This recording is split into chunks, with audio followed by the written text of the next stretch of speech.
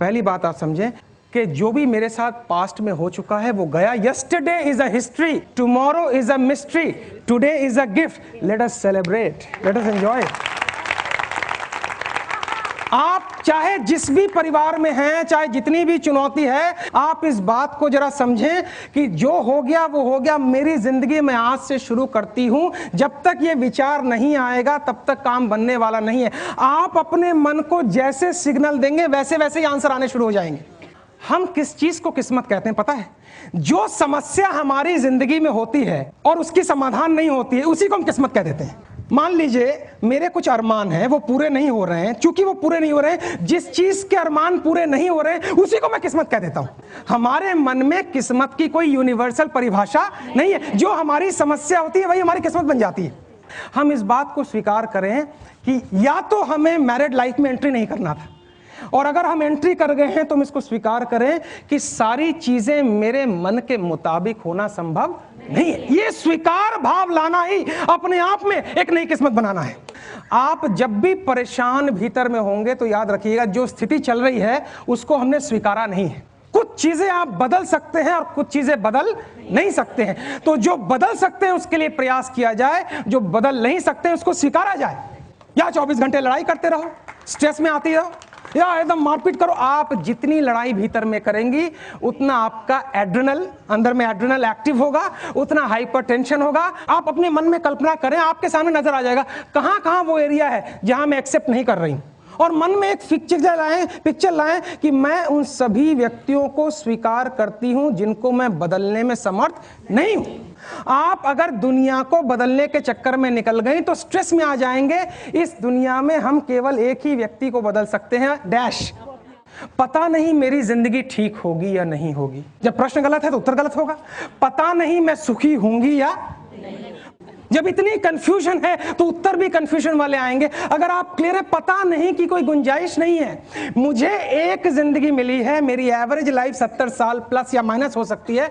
इसमें मुझे पता है कुछ चीजों को मैं बदल सकती हूं, कुछ चीजों को मैं बदल नहीं सकती हूं। जिसको मैं बदल सकती हूं उसको मैं बदलूं, जिसको मैं नहीं बदल सकती उसको मैं स्वीकार करूं। ये बैलेंसिंग जिस दिन मैंने करना सीख लिया, उस वक्त जिस चीज का जन्म होगा वो एक नई किस्मत होगी।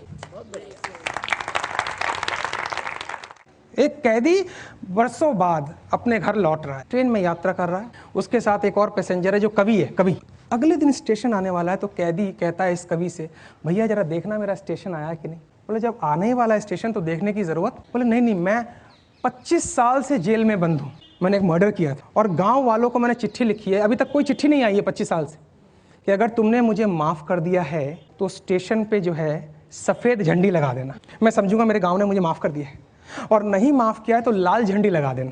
मैं आगे निकल जाऊंगा, गांव में नहीं, क्योंकि मुझे बेइज्जती बर्दाश्त। मैं देखना चाह रहा हूं कि स्टेशन पे झंडी का रंग सफेद है।